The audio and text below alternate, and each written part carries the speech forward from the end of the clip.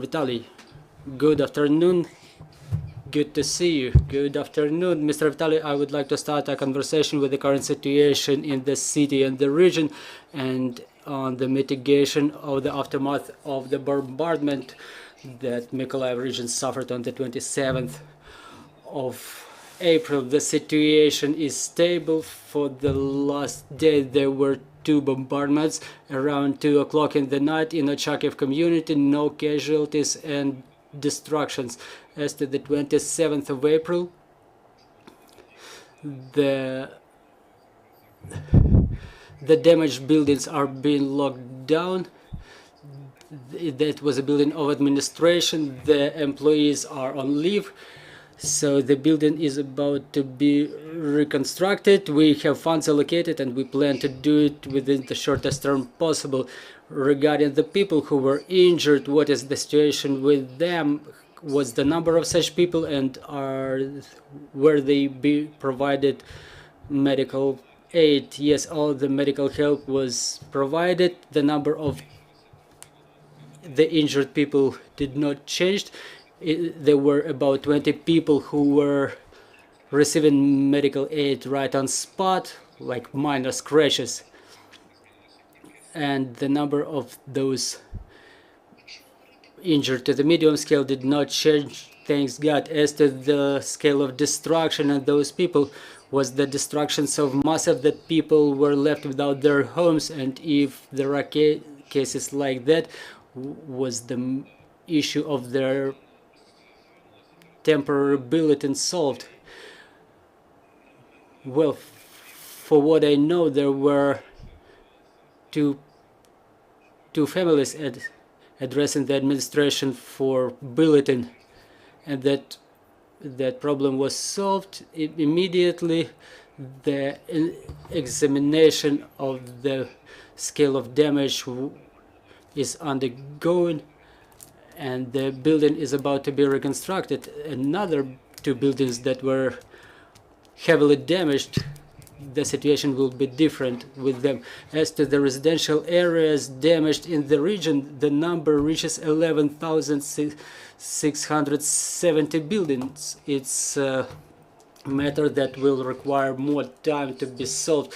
Talking about the operation of the critical infrastructure in the region, is it normal? Is everything operating? Everything is operating 100%, including water supply. There is another project initiated by the Office of the President. Tomorrow there will be a meeting of the committee, of the emergency committee, to unblock another additional capabilities of supply of potable water and water for irrigation.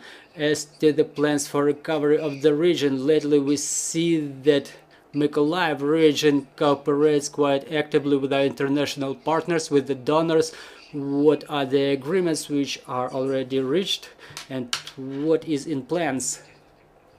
Well, we cooperate quite closely with international organizations and the governments of the countries, which we appreciate a lot. Mykolayiv, the city and the region, receives a lot of support, a lot of aid, and now we're in negotiation about the number of facilities, educational facilities and medical facilities, which will be reconstructed at cost of our international partners. The offices of regional, the Office of Foreign Affairs of the Office of President is in the finalizing its negotiations, which will add us more capabilities in our negotiations with the international organizations.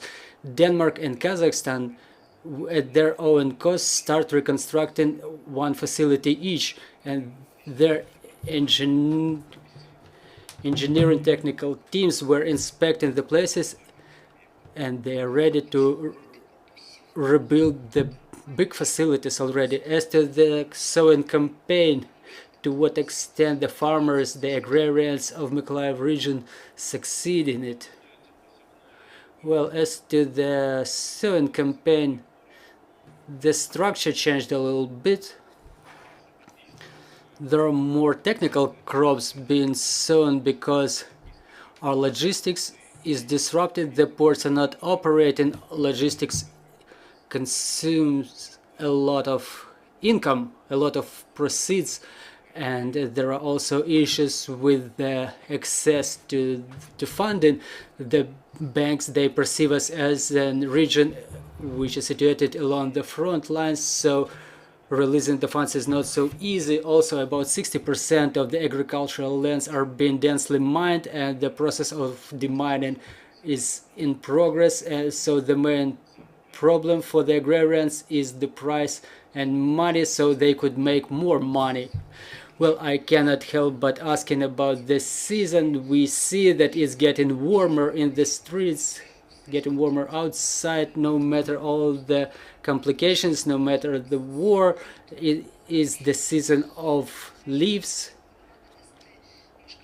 Season of recreation is coming. So what is your advice in this regard for the guests and citizens of Mykolayiv and the region? Well, there is a threat of mine explosions. The forests which are close to the front lines, they will be restricted for visiting and picnics because they may be densely mined. Those which were not under occupation will be allowed for visiting. We have a lot of areas like that. As to the Black Sea, the military will not be able to let everybody use the shores of the Black Sea due to the mining again, but the internal water reservoirs will be available for recreation for all the citizens. We will offer 3 more locations which will be used for rehabilitation, including psychological rehabilitation. So we will invite people not only from our region but also from neighboring regions for rest and recreation in our areas. As to the dynamics of population in your region, what do you observe? Do you observe the citizens of Mykolayiv region coming back?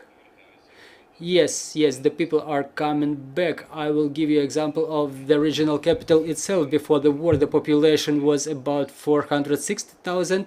After the 24th February 2022, we had only 90,000 left. Now it's more than 400,000 people in the city, including about 30,000 from Kherson.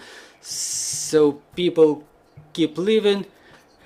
The only disruptive event lately was this bombardment on the 27th.